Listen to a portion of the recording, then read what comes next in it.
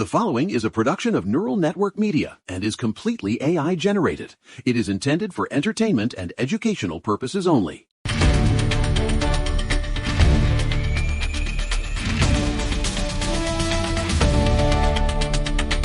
Hello, everyone, and welcome to The Neural Right. I'm Josh Cohen, the logic bully, a man whose velocity of speech has been banned in 4 states and the District of Columbia. Joined as always by the man who sees a no trespassing sign and assumes it's a personal invitation from the deep state, Ray Miller. It's not an invitation, Josh. It's a dare. It's a challenge to the soul of every red-blooded American.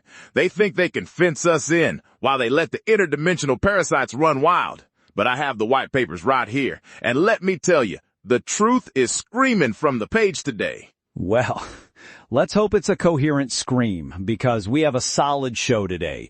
Some crucial developments to discuss. We're tracking a very serious disappearance in Arizona, a tactical shift on the border involving body-worn cameras, and a major development in the Epstein investigation that has certain former residents of the White House very nervous.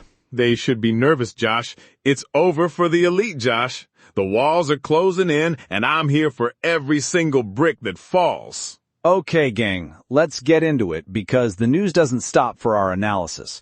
Ray, I know you've been following the situation in Tucson very closely, so why don't you take the floor on Nancy Guthrie?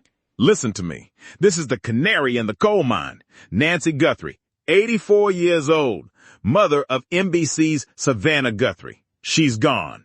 And the Pima County Sheriff isn't calling this a missing person anymore. They are calling it a forcible abduction. Saturday night, January 31st, she's at home in the Catalina foothills. Safe, or so she thinks. But by Sunday morning, she doesn't show up for church, and that's when the world stops. Right. Her family goes to the house, and it's a scene out of a nightmare. The door kicked in, forced entry, and Josh, they found blood. They found blood inside the house. Homicide detectives are on the scene. This isn't some senior citizen wandering off. This is a violent extraction by entities unknown. Let's assume, for the argument's sake, that the presence of homicide detectives doesn't strictly mean a death. It means they're processing a crime scene with a high probability of violence.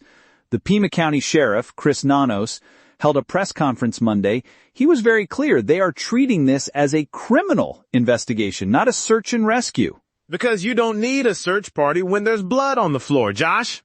Hypothetically, yes. But the FBI is involved now, which suggests a federal interest or the possibility that she's been taken across state lines. Folks, this is in a relatively affluent part of Tucson. East Skyline Drive, North Campbell Avenue. This highlights the absolute breakdown of safety in the Southwest. It's the lawlessness. It's the globalist plan to make the suburbs as dangerous as the inner city, so we all beg for more government surveillance.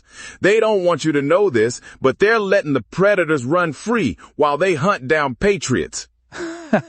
Well, my wife, who's a doctor, she's looked at the data on home invasions with the elderly, and the trauma is often insurmountable, even if they're found quickly. Time is the enemy here. But speaking of surveillance, right, you mentioned the globalist plan. Let's look at what's actually happening on the border, because the Trump administration is making a tactical pivot. Oh, you mean the body cameras? Exactly. Secretary Kristi Noem announced yesterday that every DHS officer, specifically ICE and Border Patrol in Minneapolis, will be issued body-worn cameras immediately.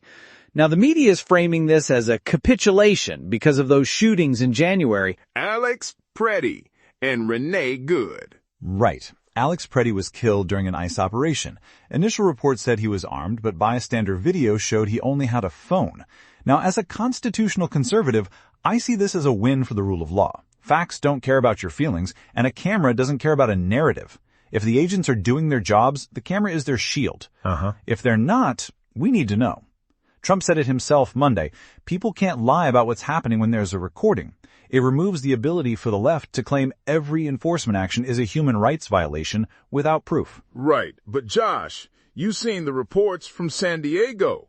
Immigration arrests are surging. They're not just going after the violent felons. They're widening the net to include anyone here illegally. The globalists are crying about it, but it's about the rule of law. It's a restoration of order, but it's being met with judicial resistance. A federal judge just yesterday blocked the termination of protections for hundreds of thousands of migrants.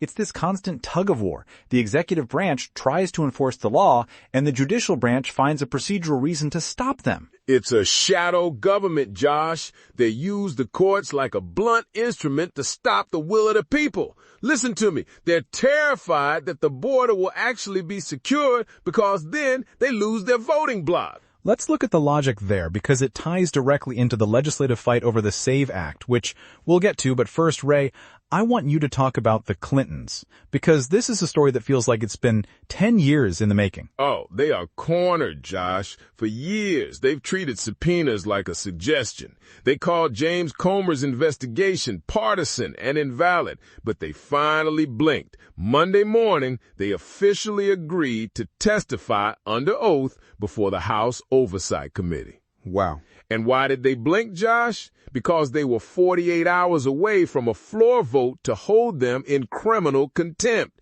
And Josh, this wasn't just a Republican move. 9 Democrats, 9, voted in committee to hold Bill Clinton in contempt.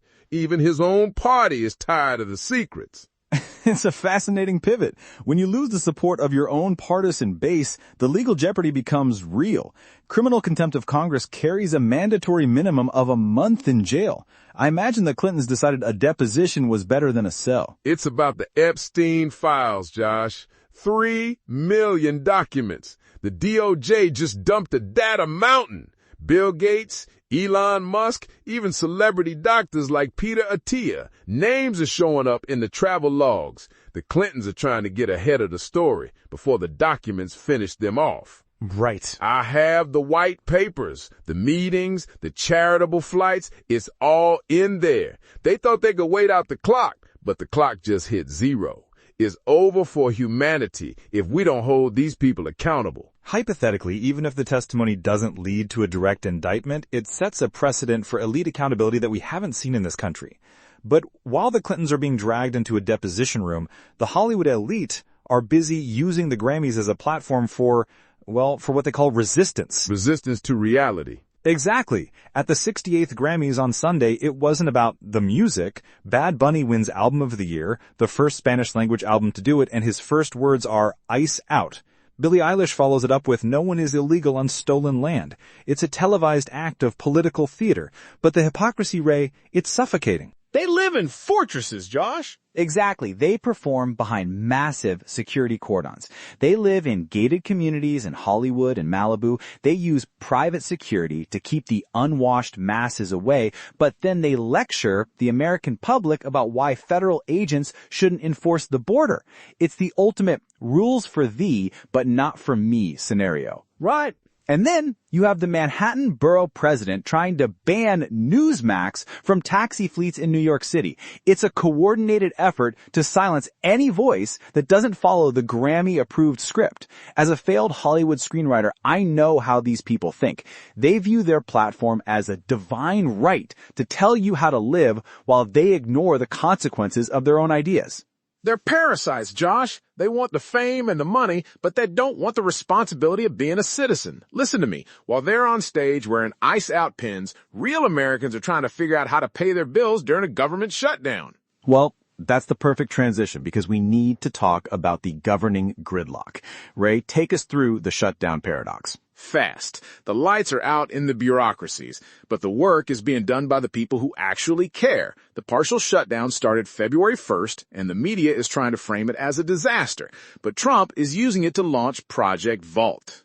Right. $12 billion, folks. While the Democrats are fighting over the budget for the Department of Homeland Security, the administration is bypassing the gridlock to build a mineral stockpile. Cobalt, lithium, rare earths. We are breaking China's grip on our tech and our defense. It's actually very clever from a policy perspective. The shutdown happened because of a standoff over DHS funding and the SAVE Act, but Project Vault uses executive authority to secure the supply chain. It's a national security play that makes the legislative gridlock irrelevant for the most critical priorities. Exactly. And Trump is on Truth Social saying no changes to the House funding bill. He wants a clean vote. He wants to force Schumer to either fund the border or stay home. Schumer called the SAVE Act a poison pill. He's saying that requiring documentary proof of citizenship to vote will trigger a prolonged Trump shutdown. But let's look at the common sense here.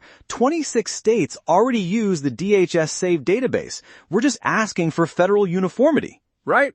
But the Secretary of State in Minnesota, Steve Simon, he's saying this will stop 69 million women from voting because of name changes on marriage licenses. I've never heard a more desperate lie in my life.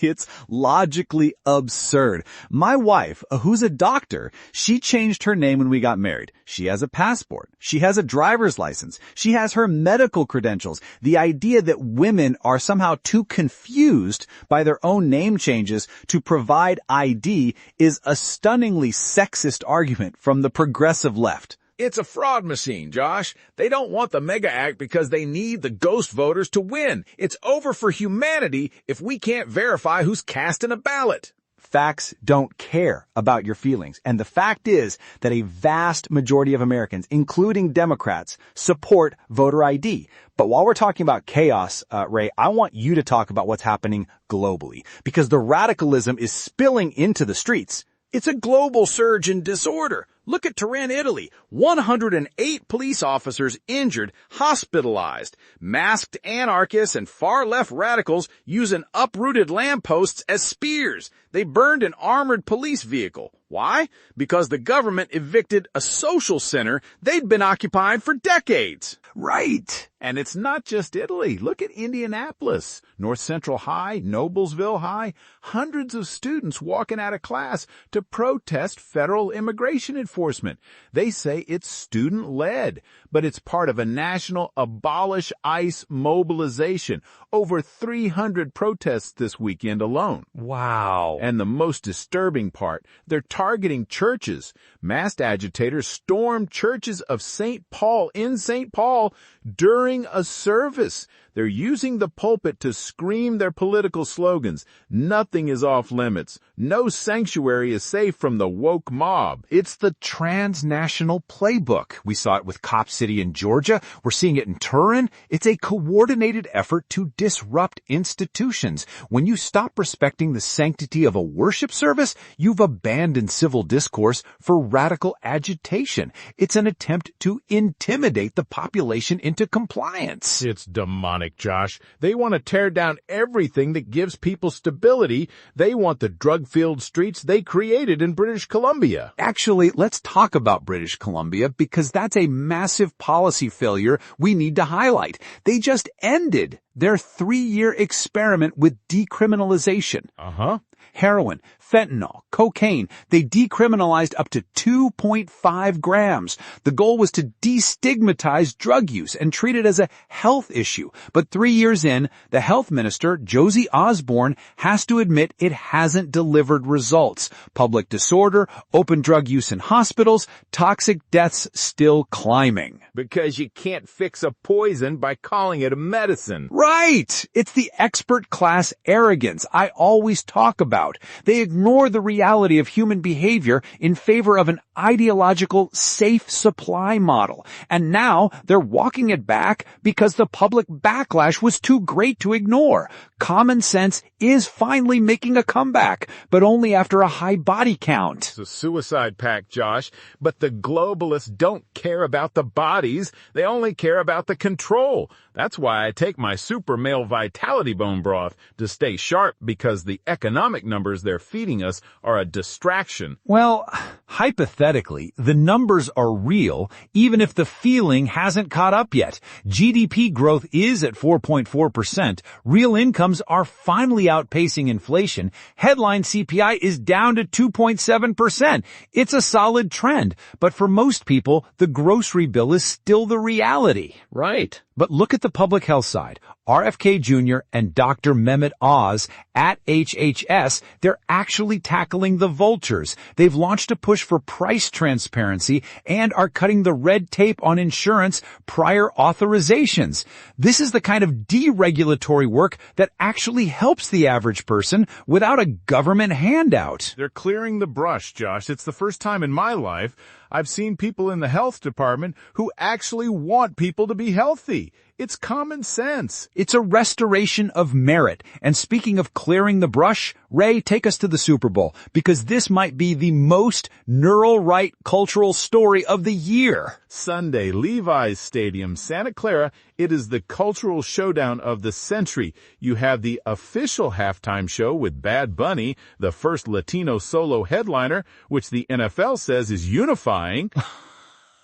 But then you have the All-American halftime show. Turning Point USA announced it Monday. Kid Rock, Brantley Gilbert, Lee Brees, and Gabby Barrett. They're doing a direct counter program for people who want anything in English and a flag on the stage. This is exactly what I mean when I talk about the defensive bunkers. We are a nation so divided that we can't even share a musical performance in the middle of a football game. Governor Gavin Newsom is already joking on Twitter about suspending Kid Rock from the stage. Right?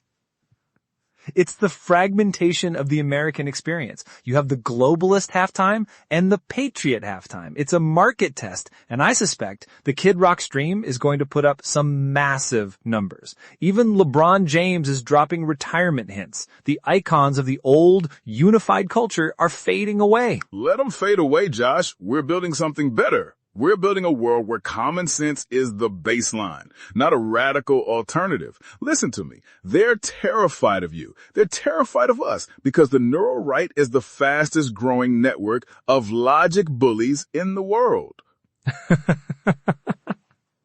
Well, let's assume we are bullies for the truth. Folks, it's a busy day. We're praying for Nancy Guthrie's safe return. We're watching the Clintons finally answer the call of Congress. And we're seeing a government shutdown being used as a catalyst for national independence. It's a great day to be alive, Josh. The documents are in the light. The truth is on the march. Facts don't care about your feelings, and they don't care about the official narrative either. We'll be back tomorrow with more. For Ray Miller, I'm Josh Cohen, and this has been The Neural Right. Get your bone broth and stay